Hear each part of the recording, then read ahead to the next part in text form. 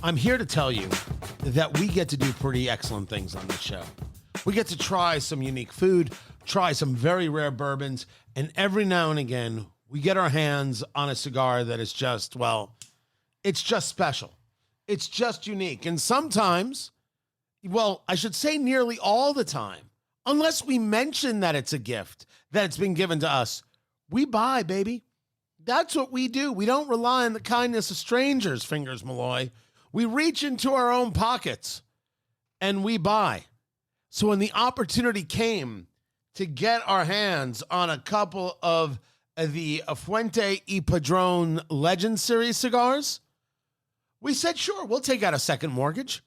We're more than happy to do it. It's Eat, Drink, Smoke. I'm Tony Katz, and that right there is America's favorite amateur drinker, Fingers Malloy. This got announced at the Premium Cigar Show. It was the family of Arturo Fuente, the family of Jose Padron, getting together to make a box of cigars where the Padron family would honor the Fuente family and the Fuente family would honor the Padron family. Each cigar would be a Churchill, 7x50, which means it's 7 inches long. Always makes Fingers Malloy laugh. And the ring gauge is a 50. That's the diameter of the cigar or how thick it is around. Again, with the laughter. There are two kinds in this box of 40. The box, by the way, is the humidor. The humidor is the box. The box is the humidor. And we've got the full unboxing. You can go to eatdrinksmokeshow.com and catch that. The one that Fuente made for Padron is what you would almost expect from Fuente.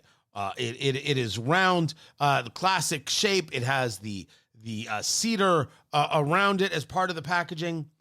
What Padron made for Fuente is this 7x50 box press with a really very visible leaf wrapper that is a touch gritty and a touch oily and absolutely beautiful in almost the most complete brown I have seen on a wrapper in a good long time, Fingers Malloy. Yeah, and I really dig that they did a box press, 7 inches long, like you said. It is the perfect weight, I feel like. It feels so good in the hand. I just lit this, so I hesitate to give you much in the way of notes, but what I'm getting so far is a little bit of spice that goes into the back of the throat, back of the palate, and also a leather and a creaminess.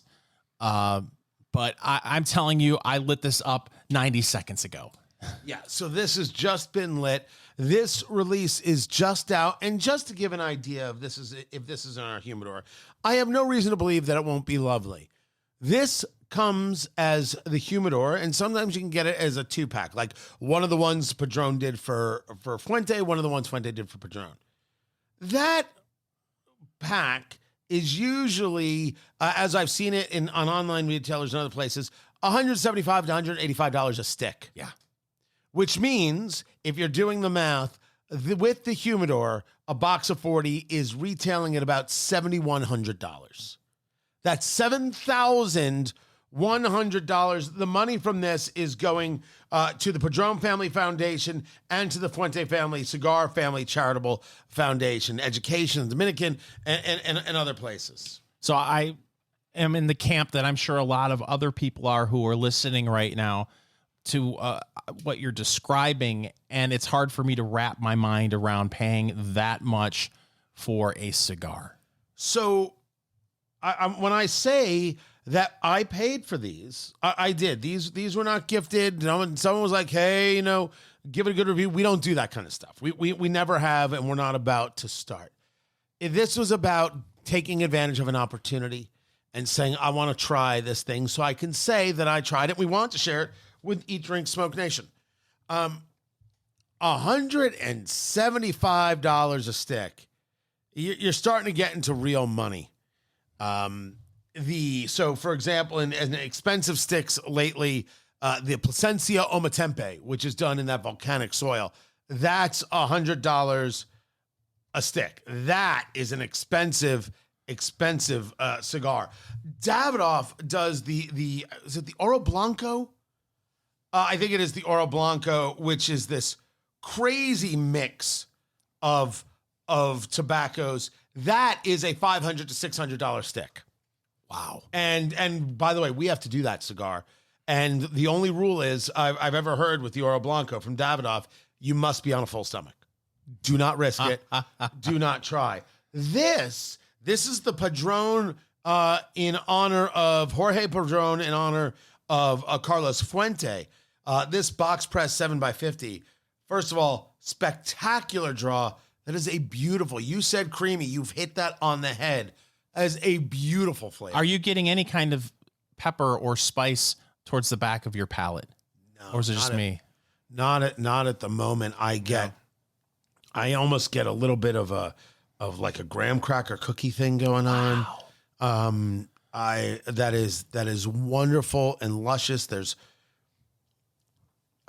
if I said there was a bit of a floral note, I actually got a touch of retrohale there. That's when you bring the smoke through the sinuses. I should try that. We did a straight cut on this, right? You wouldn't V-cut this. You wouldn't do anything else. Did the straight cut on this. The Legends series, Fuente y Padrón Legend series that they've got together here. Remarkably smooth. Delicious. A little bit of salivation going on. Exquisite from the first. We're going to see how this plays. Yeah, the draw it's wonderfully easy, but not too easy to where it's a distraction. It's darn near perfect. Kind of revisit what we were talking about as far as the price point. I'm not criticizing anyone for spending that kind of money on a cigar if that's your thing. I mean, thank you for not criticizing. Well, I appreciate that. I know there are some people out there that think, "Oh my goodness, $175 on a cigar, that's crazy." It's a little crazy. I agree. But if that's your if you want to do it right. Yeah, if that's your thing, I've spent $150 on a round of golf. And you don't golf. That sounds ridiculous. There you go. So everyone has their thing. So, but I'm often when I have a cigar like this, I think to myself, this is wonderful. But how many, I could have bought a box of something else. You know what I'm saying? It's hard for me to wrap my head around spending that kind of money on a cigar. I think for experience, one is okay. Yeah. Now the fact that I bought 4 is inconsequential. I will tell you that I did it because I don't know when I'm going to see it again. Yeah. I wanted to be able to say we tried it. I wanted to experience what is it about this that the family Padron saw in Fuente?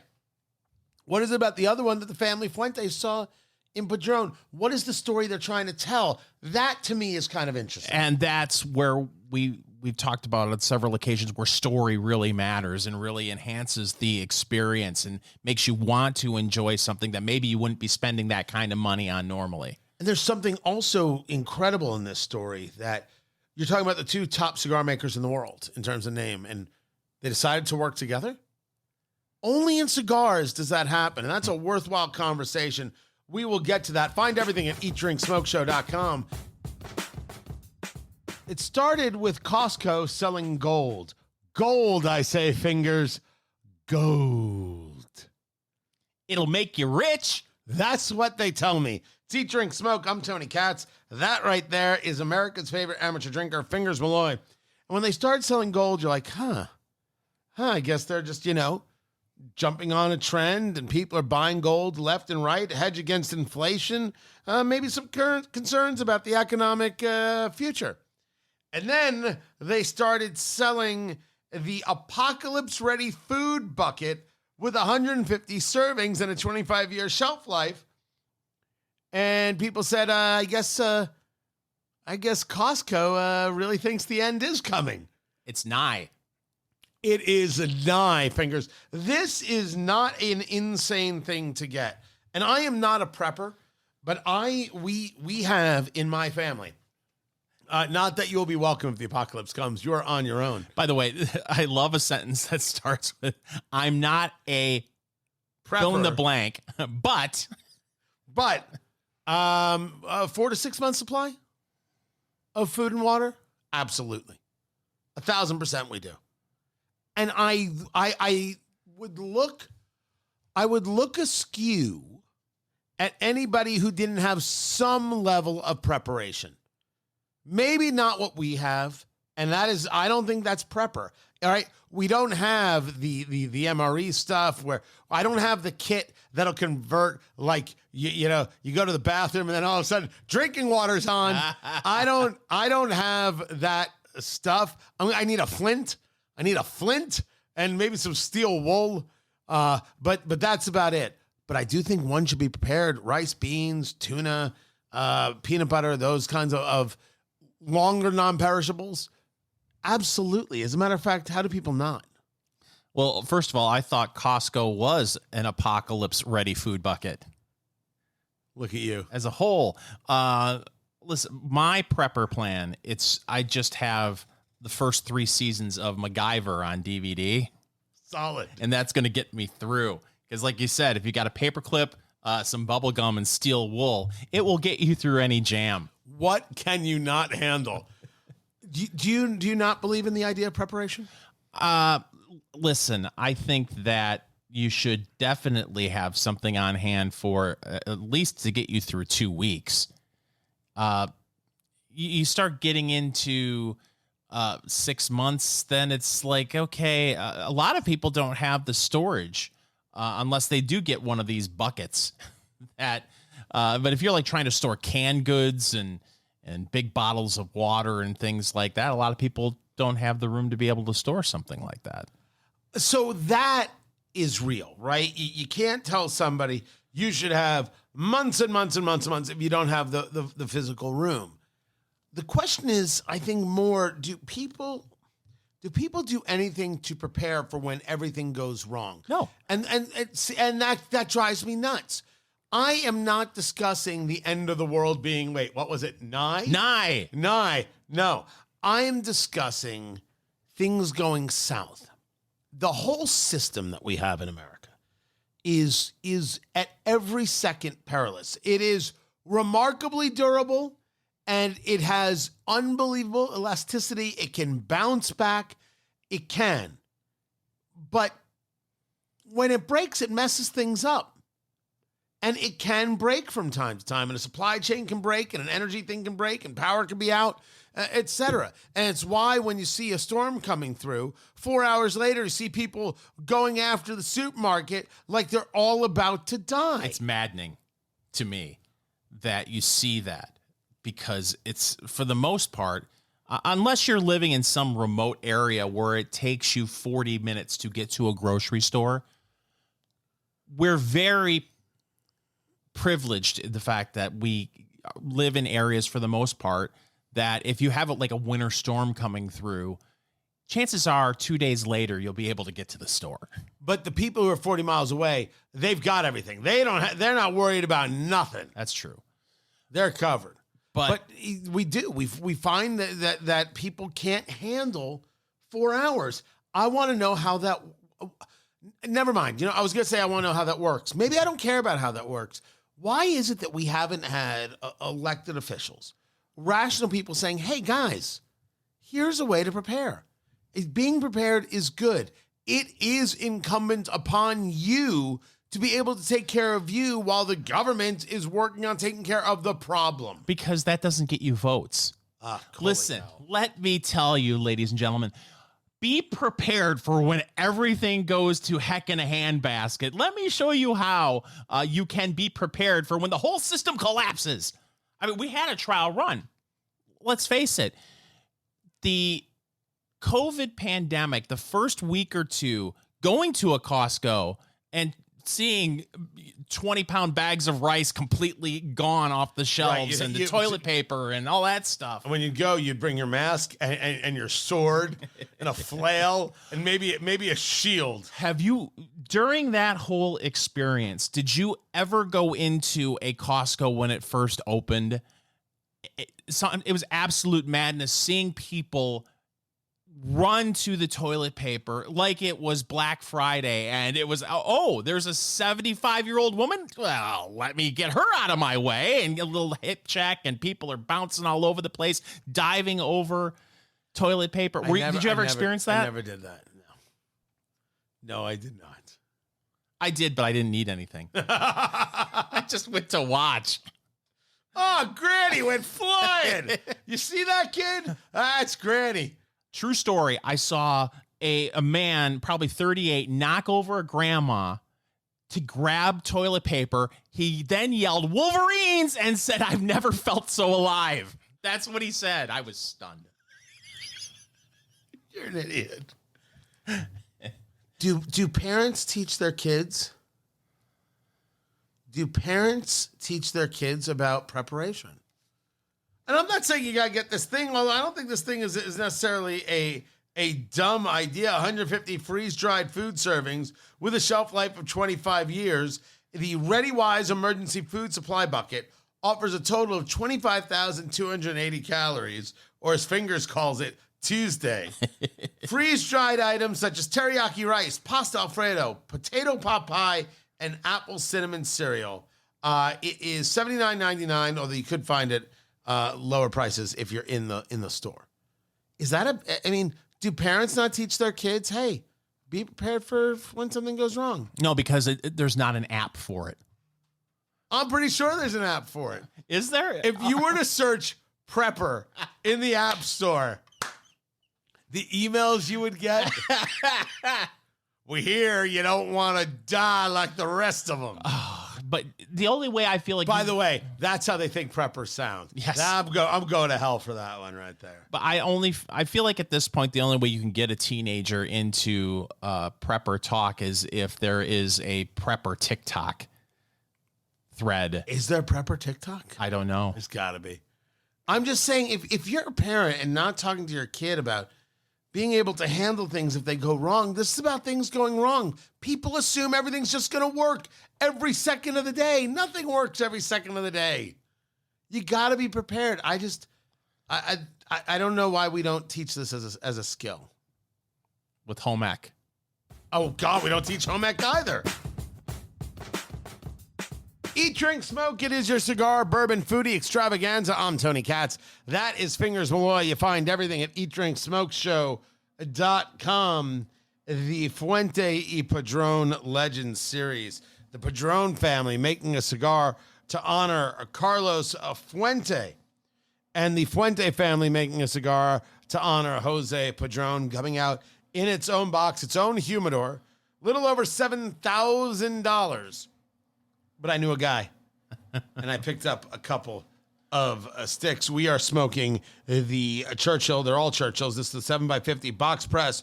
Jorge Padrón honoring Carlos Fuente. This has been a very smooth stick just far as we're in the first third. Yeah, it hasn't really changed all that much for me, which is fine.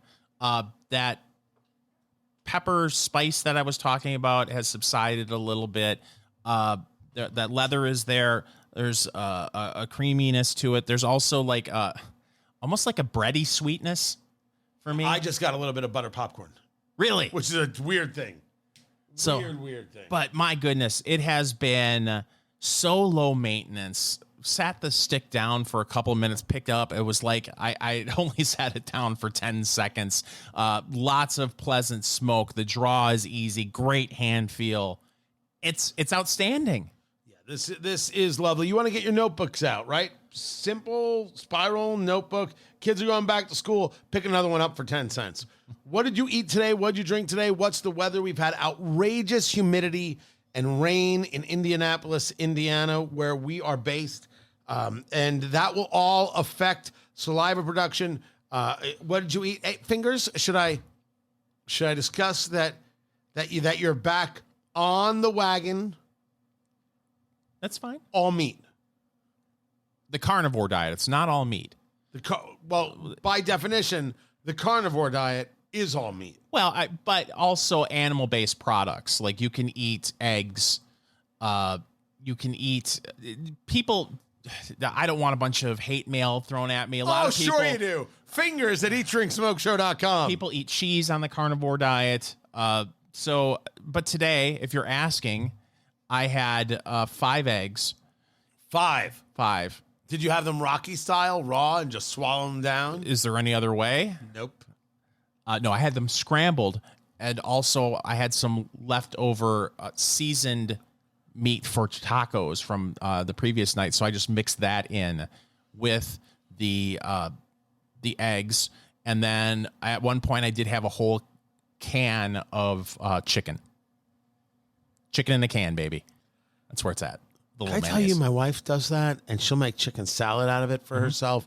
And when I say for herself, it's because I can't bring myself. Don't get me wrong. It's in the prepper room, which is the basement. And if I have to, oh, you bet. The gourmet chicken in a can. Delicious.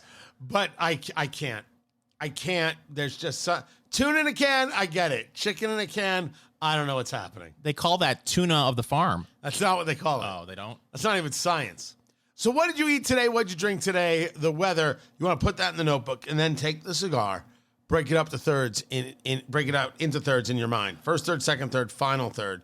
And then what are the flavors you're getting out of those thirds? Write them down. No matter how obscure or strange you think it is. When you try that cigar, 3 months later, 6 months later, whatever it is, you write it down again.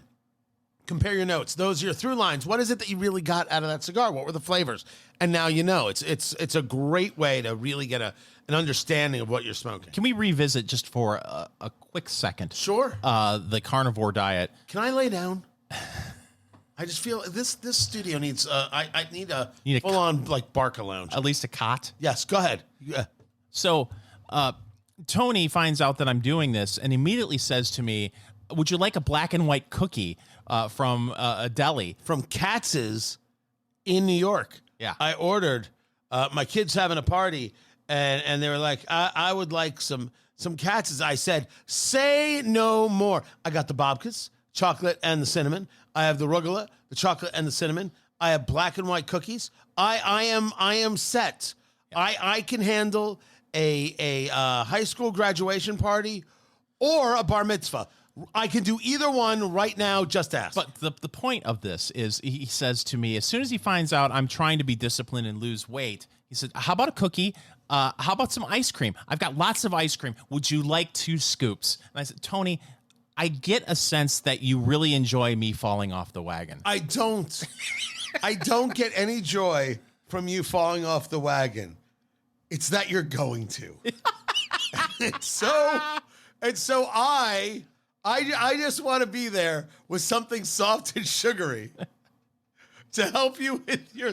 I am a crappy friend. Have I ever told you this?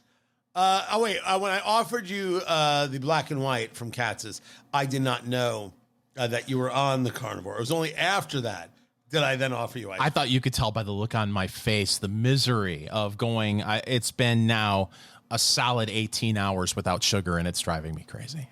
I wonder if I'm alone on this. And this doesn't happen to me often. You often refer to the fact that time flies, right? Tempus fugit.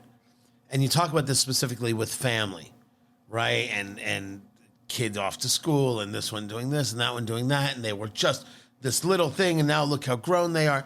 Time flies. I never feel that way. Really? I feel certainly as I look at my kids, I missed things, especially when they were young and I was trying to build this career.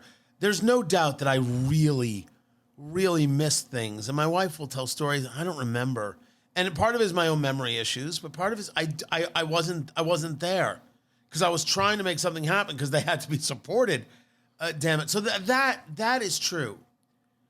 I certainly, not to be cliche, have come to the place where it wouldn't have mattered if I was there for every second of every hour of every day of every week. It would not have been enough. As we're preparing to send one off to college, that is the only thing. And so this last month, I have felt is just a remarkable level of exhausting.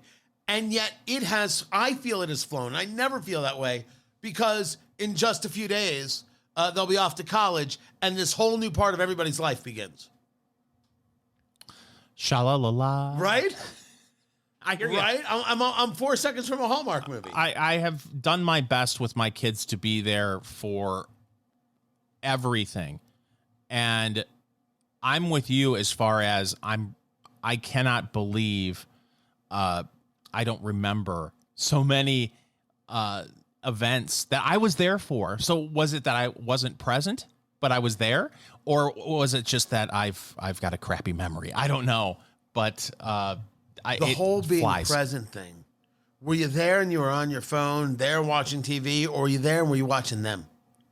Right? And fully engaged with them. It's weird.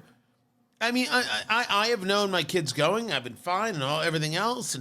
And just the last month, it's like, okay, there's no doubt that this I'm not sad. I'm excited for my oldest, right? Thrilled for them. I only recently have really felt the idea of, okay, my life is now different. I never really engaged that calculus before because I never felt it before until now. You've been through this. Yes, and I did not put enough thought into how it would affect my youngest when the oldest leaves and the impact it would have on their life, which is something because you think about the kid leaving and you think about how it impacts you. But then you start seeing the impact on the youngest child. I've got 2 kids, and that threw me. Yeah, just because this person who's around them, the standard that they used to no longer exists, and they don't have anybody to shield them, anybody to back them up. They have to rely on themselves, which is a very different philosophy. And then the focus is all on them, right? Yeah. Then I used to. Does the youngest not like the focus all on them? Who does? Oh, me. It's like we've never met, Fingers. That's true. Good Lord. Can I have a cookie? You cannot. I'm helping. Boy, howdy. If there's one thing I love to do, it is monitor social media outrage. And I have a story to share with Eat, Drink, Smoke Nation, Tony. And it's about parking. Boy, howdy. Boy, howdy. It's Eat, Drink, Smoke. I'm Fingers Malloy. He's Tony Katz. Find everything that we do on our website, eatdrinksmokeshow.com. Just a quick note. Sarah, who runs all our digital work, if Boy Howdy isn't on a T-shirt by the end of the day, you're fired. That's just want to make sure that's clearing out there. Thank you. Continue. 23 skidoo. So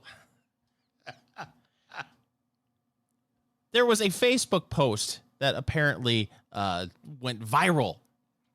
Did it? Yes. Did it now? It went viral. It went viral, according to the folks over at the New York Post, which, listen, it's one of my favorite sites for not news in the news. Right. They also have a passion, Tony, for monitoring social media outrage. But no one does it better than you. You've gone pro. Thank you. So here is the question. I'm not going to get into all the comments about this post. I'm just going to ask you this question and see if it bothers you as much as it bothered Facebook. As you know, they call me the Emily Post of parking. I think you're making that up. I might be. Wait a minute. No one was ever named Emily Post. Do you... do you... I myself laugh. I'm such an idiot. Do you have a problem with a neighbor parking their car in front of your house and leaving it there for, say, a few days? Is that proper? Is that not proper? It's a public street, but it's in front of your home. People are outraged, Tony. They cannot believe that people are parking in front of their homes, and it has nothing to do with any of their family or anything. It's not their vehicles. Your thoughts? I have a question. Sure. The person in question who has parked the car in front of my home, did they inform me? No. Oh, so I wasn't informed. It's just there? Yes. I would firebomb the car. Wow. I would treat that car like it was Billy Batts and I was Joe Pesci. I would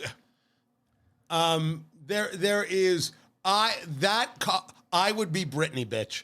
That's how I would treat that car. How dare you, you filthy, demonic animal, park your car in front of my house and not your house, and not say to me, hey, we're doing some work in the house. Can I leave it here for a few days? I'd be like, of course. Yeah, thanks for letting me know. Have a nice day. So I have an interesting situation going on in my neighborhood. I have a baseball bat, a crowbar, and in honor of Brittany, some very good umbrellas. So you're saying you're going to go all Michael Jackson on the car, is what you're saying. Crowbar, go, yee-hee, get on the hood, start beating the heck out of it.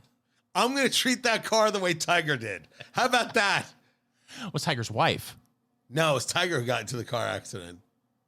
Oh, Twice. Okay. Twice. I thought you were talking about the I was wife. talking about the fire hydrant because the car accident was really bad. He's lucky to have his leg. He's lucky to be alive. I don't want to make fun of that. Yeah. But the fire hydrant thing, I'll do. That was him, and I'll do that. Oh, okay. Yeah, he has to take the hit on that one. So in my neighborhood, We have weird standards. and you can read them all in our new book coming to Amazon soon. We have weird standards presented by Eat, Drink, Smoke. So my neighborhood, you can only park on one side of the street because the mailboxes are on one side and there's no parking signs all the way down the street on that side. We have new neighbors, and they appear to be from out of state because there are 4 vehicles that seem to be attached to this house in some way. It looks like a couple and then some people who are visiting, and they've been visiting for some time. From Vermont. It's not Vermont, but we'll say Vermont. Vermont plates everywhere. They live right across the streets, and they can't park on their side of the road. 3 cars in front of my house that are parked. They don't park. They only have 1 car parked in the driveway, and the other 3 are parked in the road in front of my home. Now, it's in front of their house too, but they can't park on their side of the street. You're saying I should be angry, I should write my congressman, or I should take the law into my own hands? Is that what you're saying? I should be a parking vigilante? What are you saying I should do? Or should I not be upset at all and just say live and let live? How long have they been in the home? 2 months. Have they said hello to you yet? No, but to be fair, I haven't said hello to them either because who needs that? You're wrong about that, by the way. You say hello to your neighbors because that way you just get to size some people up and get an understanding. You never have to talk to them again, but at least you were the guy who says hello. I would say a couple of things. It's obvious these people are terrible. These are terrible, godless people. I'm going to say it just the way it's supposed to happen. You have an interesting situation if you're not allowed to park on one side of the street. Yeah. Right? That creates an issue. Is it a 2-car garage and a 2-car driveway? Yes. Then I don't understand what's happening. I don't either. The only thing I can think of, like, there's a work truck. Maybe the work truck leaks oil and they don't want it to leak in their driveway and cause a big mess. They're fine letting it leak in the road. Right. That makes perfect sense. That's science. But to me, because my driveway, it's also two-car garage, but because it's not a long driveway, you're not supposed to block the sidewalk. My college-age daughter, when she comes home, she has to park in the street. And now she's parking a half a block down. Park in their driveway. See what happens. That's the solution. Just see what happens. I am. This is, of course, a conversation about how one is neighborly, and I am simply disgusted by the total lack of respect for other people. There could be a reason why they have a car parked outside of their driveway. There could be a reason, and therefore, because of the rules of your very exclusive gated neighborhood, they have to park their Bentley in front of your home. I mean, you wouldn't park the Rolls in front of their house because of the rules. I get it. Very exclusive. Fingers Malloy lives. Very, very exclusive. One of the neighbors actually has a Mitsubishi Diamante. Is that a car? I used to own a Mitsubishi Diamante. Drove like a dream. I thought that's something you ordered at Starbucks. Nope. Can I get the venti Mitsubishi Diamante and put some extra schmutz in it? Yes. I have some extra foam. I think it is okay to say something. But you with the no parking on one side of the street, that does change things. Absolutely. they should spread the love around and and spread the cars around. Be a little respectful that way. But you would be okay being like, hey, what's going on? What's all this? What's all this? And if they're snooty about it, I think you should use their cars as garbage cans. Nice. Before we wrap this up, Tony, we're not wrapping anything up. We're going straight on till morning. You know, your the Amazon personal assistant that people have in their house, Alex, with an A at the end of it. I don't want to say it. I don't want to trigger it. It is now adopting Gen Z slang. So if you ask it to define words like sus and riz and ick, it will be able to do that for you, but apparently it is confusing older adults. Let me just say that the people who use those kinds of things are sus and ick. I was going to say, does it give you the ick? It gives me all the ick. Nothing is more rizless. Nothing than the people who use that stuff. I used the word riz in front of my 14-year-old daughter the other day. And? She was physically ill after I used the word riz. Oh, riz. that's great. Yeah, so now I use it all the time. Put her on the phone. I want to tell her some things. I'm gonna help her through that. I'm gonna clockwork orange this thing. She'll be cured. Now I use it at least 7 times a day. Yeah. Sometimes I just sing, I got Riz. Isn't Riz on the way out, though? You're kind of late to the party. Oh, drat. Also, drat, oddly enough, coming back. Bottled in bond.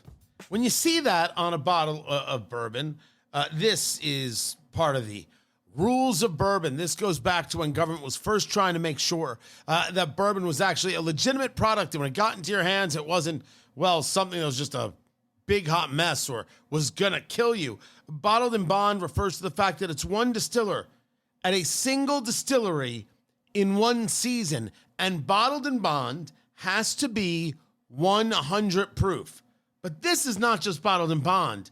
This is a soft red wheat from Holladay. It's Eat, Drink, Smoke. I'm Tony Katz, and that right there is America's favorite amateur drinker, Fingers Malloy. Really interesting pick, Fingers, because we've done the Holladay before. We actually did a bottled in bond Missouri straight bourbon from Ben Holladay. This right here is the Ben Holladay soft red wheated bottled in bond bourbon, coming in because it's bottled in bond at 100 proof. 100 proof. Fingers Malloy, anything 100 proof or over gets applause from Fingers Malloy. That's 50% alcohol by volume. Soft red wheat. Now, wheated bourbon, of course, made super famous by Pappy Van Winkle bourbons. And trust me, there are lots of other wheated bourbons out there that are doing remarkable work. You get a little more sweet. You get a little more, maybe easy is the word some people would utilize in that. But I will admit to you, soft red wheat is not something that I've ever come across. I've never heard it referred to as that. I also love how they refer to it as Missouri straight bourbon whiskey. There's no difference between that and Fingers and anything else. Missouri. Missouri, like Louisville instead of Louisville. Exactly. Right. And Nolans instead of New Orleans. I feel like this is some sort of theme. It's important to say it right, Fingers. That is true. If I remember correctly, we were both fans of the Holladay Bottle and Bond. It's been a while. It's been over a year. You can find that podcast, a previous episode, wherever it is you get your podcast. Just make sure you subscribed to Eat, Drink, Smoke, wherever it is you are, whatever podcast platform you like, and then look for it. I think it was February of 2023, if my memory serves me correctly. I don't remember an opposition to it, although I don't have it in my head specifically. I have to go back and check some notes. But it's an interesting idea. Soft red wheat, right? You look it up. What is it? It's characterized by the color. It's also something that's a popular choice in baking, cakes, pie crusts, things like that. So I'm curious to see if this is going to really create a sweeter nose, a breadier nose, a softer nose, and then, of course, how it tastes. Let's do the nose. We've got it in the rocks glasses today. I did pick up some Glencairn glasses. Oh, great. For the future. Remind me to get them here in the new studio. I'm still not done setting up the new studio the way I would like. Doing the nose. It's a little bigger than I thought it would be. Fingers. Yeah, I noticed that when we poured it, I could smell it from the on the table. It's not overwhelming, and it's definitely not off-putting. It's very nice. For me, there's vanilla, there's oak. Is that apricot? So I think that fruit is right on there. I think I'd go a little bit more in that stone fruit vein. It is solid. I don't know if that is oak, but I have more woody than oak. But this is gonna sound strange. I'm getting the char. Okay. So char is you have to burn the barrel, right?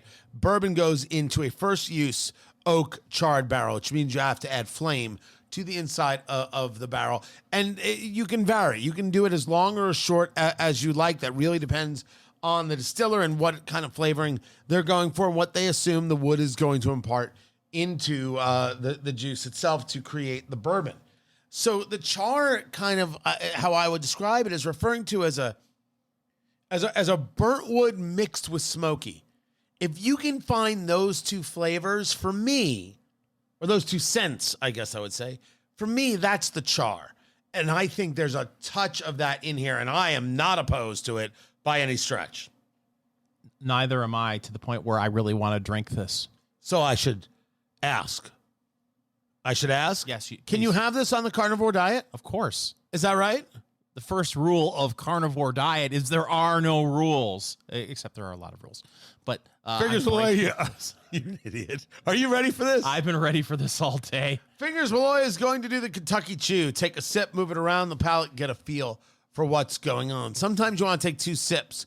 The first to set the taste buds, and the second to really get an idea of where those flavors are. This glass, by the way, we didn't talk about the color here.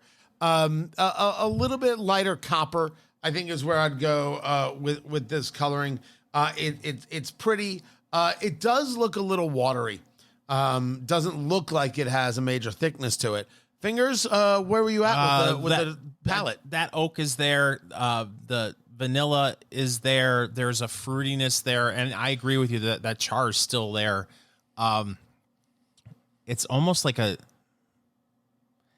I'm having a hard time putting my finger on what the fruit is, but it's definitely fruit. I don't know if I would consider that a dark fruit, but it's really nice, and you would never know it's 100 proof. Just a little bit of sting on the tongue. There's no burning in the chest or anything. It's very nice. I'll be interested to see what you think, because this may be a little bit sweeter than what you would normally gravitate to. Well, I'm going in the Holladay. This is the 6-year-old soft red wheat bottled in bond Missouri. Yes. Straight bourbon whiskey, 100 proof. I'm going in, Fingers Malloy. I'm going in from Holladay, Holladay. Here I go. He's going in, ladies and gentlemen. He's doing what we like to call the Saginaw Swish. Boy, it dries you out too. That's good. Oh, that is sweet. Yeah. Oh, that really, really is.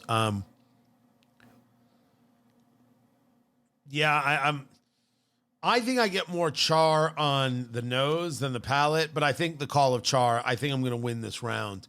That is absolutely it. Oh, that's a better finish than the first hit. It grows on you nicely.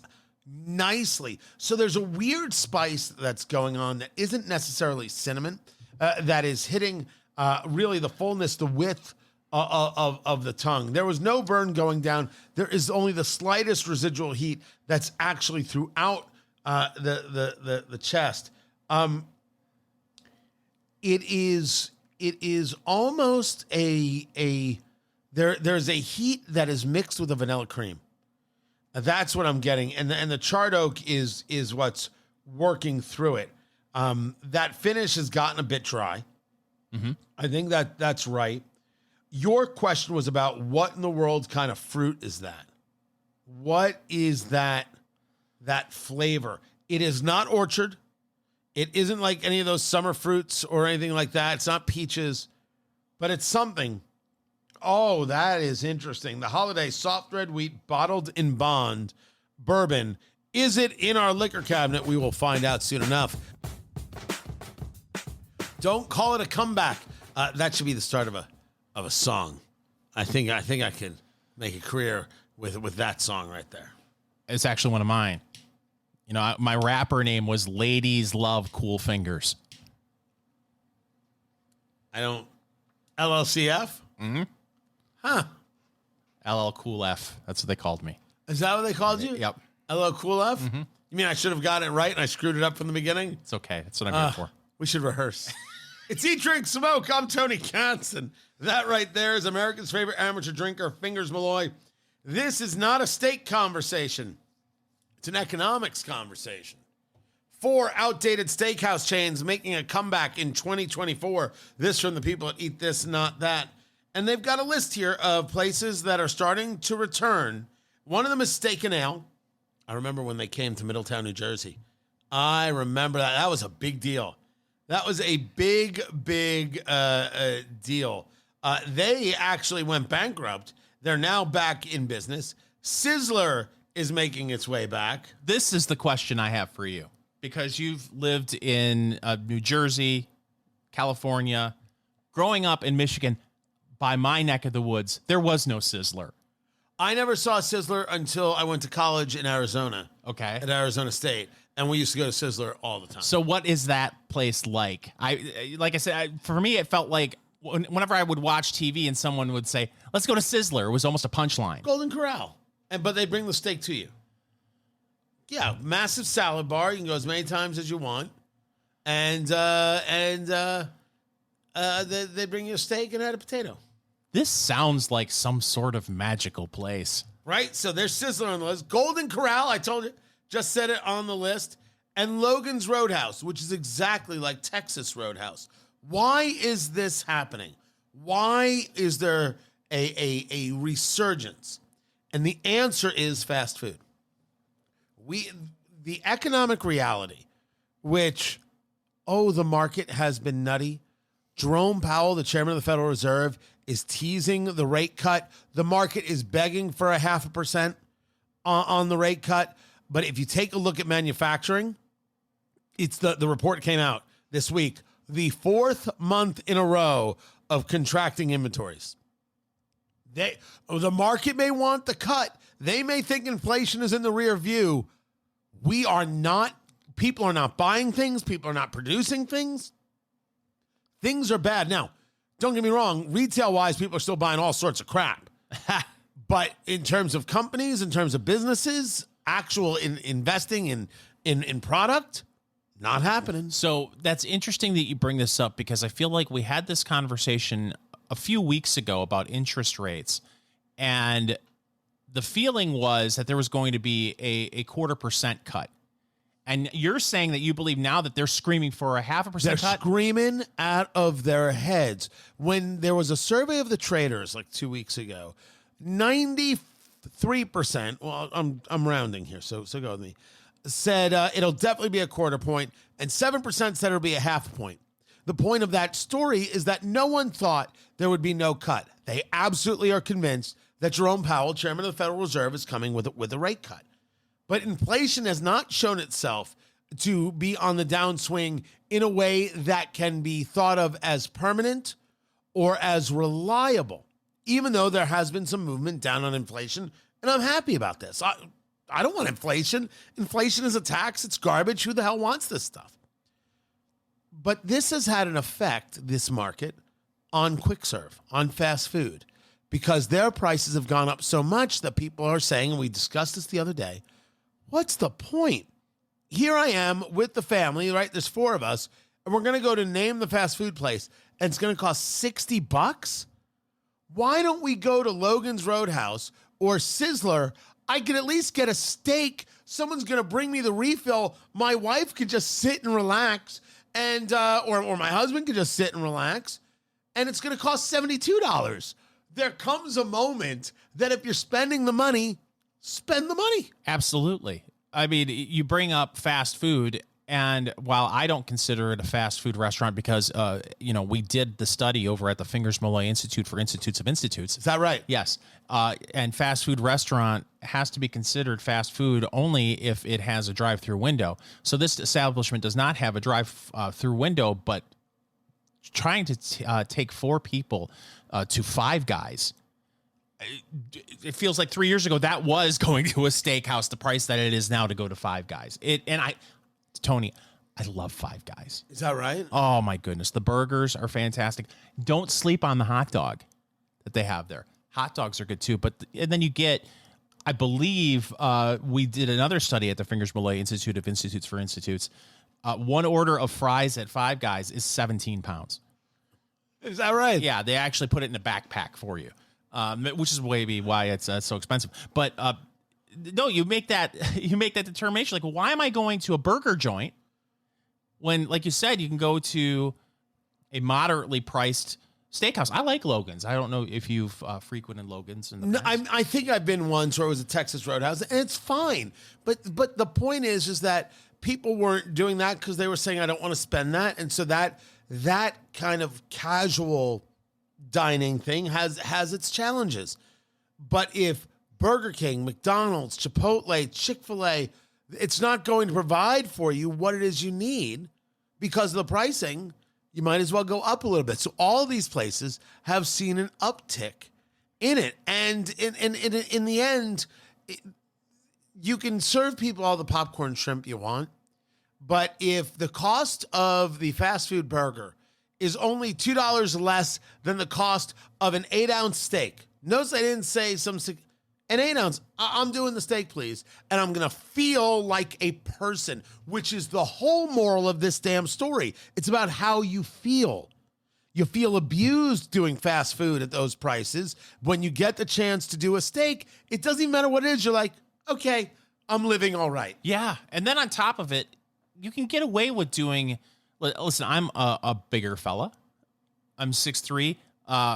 With the mohawk, yeah, 6'9". 280 pounds, solid as a rock, Tony. Right. I could easily consume an 18-ounce, 20-ounce porterhouse and not think twice about it. I've seen them do it, ladies and gentlemen. But when you go to a place like Logan's and they're like, do you want another basket of rolls? You want 4 baskets of rolls? 6 baskets of rolls? You can get away with getting a 10-ounce steak, an 8-ounce steak, because you're getting the salad, you're getting 2 sides, you're getting all the bread that there is to eat. And because of this maneuvering, the quick serve places have been very aggressive on doing value meals. McDonald's brought back $5 value meals. They've had great success with it. I haven't had it. You've had it. I may have had a baker's dozen, yes. And it's a nice snack. Right. It's I get the McDouble, which is, I think, slightly smaller than a double cheeseburger. At least it feels that way. It comes with 4 chicken nuggets, which, I mean, really, why even bother? And then a small fry and a soda. 4 chicken nuggets, Tony. Right. Why don't you just give me the little toy in a cardboard box, too? Just hand me a quail, why don't you? So, yeah, I've had that before to tide me over until I get to dinner. The point I make is that it is working. Yes. But the costs are still extreme. And so these patterns are being changed and rightfully so. It's kind of nice to see from the folk. Eat, drink, smoke. It is your cigar, bourbon, foodie extravaganza. I'm Tony Katz. That right there is Quick Draw Fingers Malloy. Boy, howdy. Boy, howdy. Oh, that's going to haunt my dreams. We are drinking the Holladay, Holladay, 6-year soft red wheat, bottled in bond, Missouri straight bourbon whiskey. This is surprisingly good. Surprisingly good. What surprises you about it? That there's a couple things happening here, right? You expected with something wheated to have a little more sweetness. And I was expecting that. There is this fruit thing happening that I cannot put my finger on. There was this almost graham crackerish thing going on in the palate. And while I couldn't describe it as a full-on cinnamon going on, the heat there had a little bit of lush, a little bit of cream. There's that char that we got from the nose that is there on the palate. The finish actually worked its way better and then got a bit dry. It's just, there was movement. Really nice, almost surprising movement in this bourbon. For me, what was interesting about the finish, and we talked about this off air, there's a dryness to the finish. And then after about a minute and a half, I had the feeling on the palate like I had chewed Big Red 15 minutes ago. Right? So the hint, the ghost of cinnamon, was going on. That's a nice description.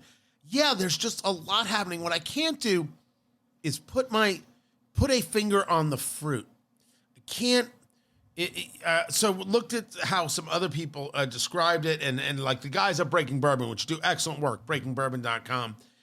They thought that finish had some black cherry in it. They thought that palate actually had some fig in it. Certainly some sweetness in that, but black cherry is not. It's not where I would go. But for lack of trying to describe what the other fruit is, maybe there is something there to it. I'm going to enjoy this some more, but as we do here on Eat, Drink, Smoke, and for Eat, Drink, Smoke Nation, got to bring it to a rock. We start it neat. You got to bring it to a rock or a little bit of water. Finger does the water. Fingers Malloy right there. I put a cube on that one. A half a big rock is really what it is. I really don't want to do this. I know. It's real. It is got some good yum. Yeah. Going on right there. But he's added a little bit of cool water. You want me to go first? You go first. I'm going to go first. I got it on the rock. I got it on a cube right there. I'm going in. He's going in. The Holladay 6-year soft red wheat bottled in bond 100 proof. He's going in, ladies and gentlemen. He's doing what we like to call the Memphis Munch. Dang it. Oh, your mother. It took away the lusciousness. It did not bring up more of a spice. It's still good. It's still good, but it's better neat. It's surprisingly good neat. This is one of the bourbons that we've had that I would say the finish really leaves a lasting imprint on you. Right. Like it felt like you were really disappointed. And then as the finish really started to hit you, it was like, oh, wait a minute. Yeah. Okay.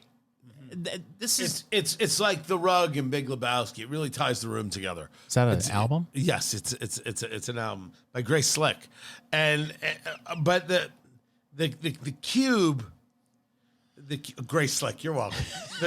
That's what I saw you laughing. I knew what it was. The cube adds a little more heat, a little more spice, a little more dryness and bitterness on the finish. And I could see some people liking that. And certainly as a contrast to it neat, it's worth trying. I'm sticking with this neat. Did it take a little, maybe you said it and I just missed it. Did it take a little bit of that sweetness away? Yes, because I got more dryness and more spice. Okay. You go in, Fingers Malloy. What do you got there? It's just a little bit of cool water for Fingers Malloy.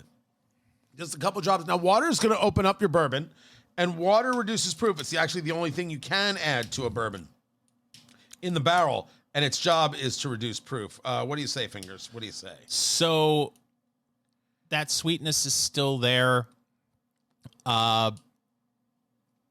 It muted a little bit of the vanilla for me. It brought out a little bit more of that char. And it also, no, there it is again. That cinnamon, that big red. And I really hesitate to describe it as big red because it's not like you just put 3 sticks of big red in your mouth and you're chewing it. It's like I said, it was like you chewed big red 15 minutes ago. And there's still residual red. Yes, exactly. That's still there. Look at I you. liked it. You look vexed. This is one of the more unique bourbons that we've ever tried. I think I would still do it neat, but this did not turn me off putting some cool water in it. Is it in your liquor cabinet, Fingers Malloy, for $56 a bottle? Yes. Absolutely. It's not even a question. I'm super surprised. The best part is we were both trying to take the top off. We're like, what's going on? It won't pop off. It's a screw top. And we're the two of us separately trying to pop this thing off. Surprisingly good. Yeah. Really, my expectation was not, I mean, I do remember we did the holiday, we did a different Ben Holiday, not the soft red wheat. Went back, did enjoy it. I don't think I enjoyed it as much as this right here. I thought the coloring was not as deep as I would like. I thought the viscosity was a little bit thin. Doesn't play that way at all. The char on the nose, how the char comes through on the neat. For somebody who likes the dryness, I think on a cube is going to be excellent. That is absolutely delightful, man. Yep, I agree. Look at that. We've gone through a few as of late. They've been good, but they haven't been knocked the socks off, and have been price points are like, what is happening here? You have discussed this before. We should take note. $60, $56, $60. $60 is the new norm. You're starting to cross Rubicons there. Yeah. Thresholds of where people are comfortable. But even you, who pays attention to price, you're like, yes. Absolutely. Because also it's nice to try something new, something that you don't see every day in people's collections, and so for that reason also it's definitely in my liquor cabinet. By the way, I should note that to be noted as a Missouri straight bourbon whiskey, you have to utilize corn that is grown in Missouri, and everything has to happen in the state. So there are some rules to it. So when they call it Missouri straight bourbon whiskey, Missouri has its own rules. A delightful surprise is the holiday soft red wheat. A more delightful surprise, possibly, is this Fuente y Padrón Legends series that they did a collaboration of. It's a box of 40. The box is a little over $7,000. We got our hands on a couple of sticks. This one here is the cigar that Jorge Padrón made to honor Carlos Fuente. It is a Churchill 7x50 box press. This cigar is absolutely delightful. It's a stunner. It is. And while that's usually out of my price point, out of my budget, no, it's still out of my budget, but it's wonderful. I mean, this cigar, if you're getting it as a single, will be $175. But we wanted to try it. I hear good things about the Fuente one that was made for Padrón. Look it up. You'll find the unboxing video over at eatdrinksmokeshow.com. Not everybody's going to have it, and it's not for the everyday. If you're smoking this every day, we should be friends. That should happen. But this is just special. This Legend series, Padrón or Fuente Padrón. We got so completely wrapped up in talking about the bourbon and the cigars, this holiday 6-year soft red wheat bottled in bond, which has just been a real joy to drink. And this Fuente y Padrón collaboration, the Legend series. We are smoking the cigar, the Jorge Padrón honoring Carlos Fuente, this box press 7x50, which is wonderful. I've been trying to figure out how I could explain to people what it might connect to. A smoother version of the Padrón 50-year natural is the best way I could describe it. And I love the 50-year. I don't care what that box is. It's a refill box, so it's much less expensive than this. I buy that by the box. I love that cigar. This is really a stunner. It really is Fingers Malloy. It's Eat, Drink, Smoke. I'm Tony Katz. That is Fingers Malloy. Find it all at eatdrinksmokeshow.com. But we got so wrapped up in talking about these things, we forgot to get to news of the week. I have a chilling story, Tony. regarding how you may drive in the future and how you may be monitored while driving in the future. Everything you're saying right now makes me want to cry. Future Ford automobiles might detect speeding and report you to the cops. Dude, I don't want to hear it. I don't even want to hear it. I will only get a car from now on in that has a carburetor that I can fix. This is honestly, the Rush song Red Barchetta is starting to come to life, and this bothers me to no end. So Ford's just out of their damn minds. So they applied for a patent titled Systems and Methods for Detecting Speeding Violations. In the application, this is according to Fox59.com, in the application, Ford discusses using cars to monitor each other's speeds. If one car detects that a nearby vehicle is being driven above the posted speed limit, it could use onboard cameras to photograph that vehicle. A report containing both speed data and images of the targeted vehicle could then be sent directly to a police car or roadside monitoring units via an internet connection, according to Ford. Who does the reporting? Ford or you? It does not say. Okay. So this now becomes a thing. Because if Ford is going to sell a vehicle that is now narking on other cars, you're no longer in control. This is where does the idea of ownership come into play? I don't want any part of this. I don't want to play in the reindeer games. I bought a vehicle. Leave me alone after that. Why is it that? And this isn't just, on Ford. Why do so many car manufacturers think that somehow they still have the car? They still own the car. Well, this is proprietary, and our engine work is proprietary. And we get to know this, and we can do that. I own the thing. Why don't I own it? You will own nothing and like it, Tony. Well, you and Klaus Schwab could go kiss my, what? It's chilling that this is even being considered. And what I worry about is the amount of people who will be okay with having this device in their vehicle. Because there are people, we've learned over the past few years that there are people out there that have no problem ratting on their neighbors or fellow citizens about things that they think they should not be doing.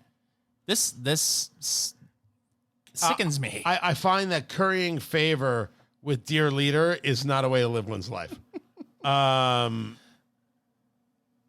This is the ugly of society. This is where tech is not interesting, where tech is a problem. And I do think that as a society, we have to say, whoa. I think we have to do the same with AI and a host of things. And it doesn't matter what these tech people tell us and tell us how it's good for us. And we should not be succumb to a Gen Z that doesn't see an issue with being chipped and doesn't see an issue with privacy.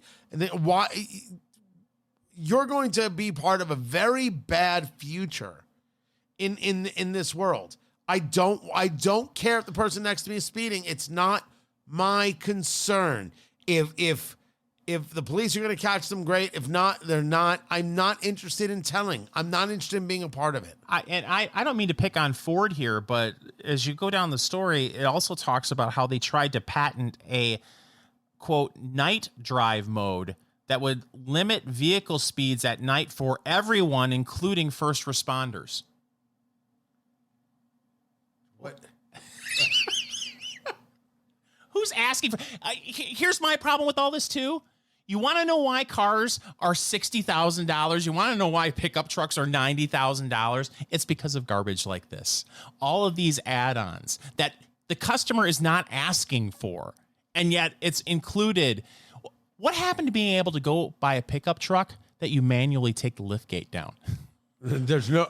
So I will tell you, you guys know that a couple years back from the Mecum auction, I purchased a 1996 Ford Bronco. And, the OJ Bronco, all red, a gray interior, super cool. I dumped some money into it. And I was going to enjoy it. I thought the kids really wanted it. And they were like, can't really take this to school. All right. It's not the one. We traded it in and ended up getting, for my wife, the Bronco Sport, which is the newer one, the small one. First of all, it's fantastic. Mm-hmm.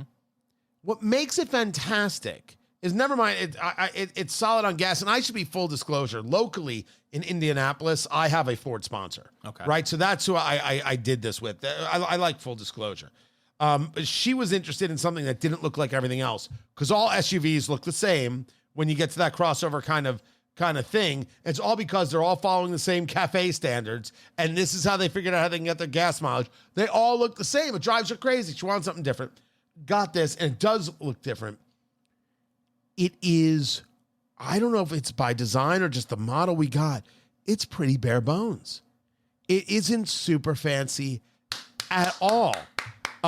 We got one of the lower models, but had some of the, like, it has leather, it has heated seats, it has a heated steering wheel, right? We're like, cool. That's awesome. But everything else is just very, it's not a complex dashboard at all. Yeah. You actually do push buttons. You know, it's very easy. And like, that was a big turn on. Yeah, I believe it. I drive my dad's Buick every once in a while when I go visit him, and he's got the feature where if you veer a little bit in the other lane, the steering wheel will violently jerk you back into your lane, and it drives me absolutely insane, because when you're not used to driving that, I'm sure you probably get adjusted to it after a while. It startles me whenever it happens. I'm a rock solid driver, Tony. 10 o'clock, 2 o'clock. How many times have I said that to you? Many, many times. You do drive like everyone's grandma. Isn't it amazing how the standards have changed? I go 5 miles above the speed limit, and that's it. That's it. 5 miles per hour. In Indianapolis, that is seriously like you should be listening to Sinatra tunes and have a whole bunch of Werther's Originals in your glove box. That's how people treat you. I assume you have Werther's Originals in your glove box. That's right. It's called Flavor Town. Is that part of the carnivore diet? It is. No. It is now. We are smoking the collaboration Fuente y Padrón, the Legends series.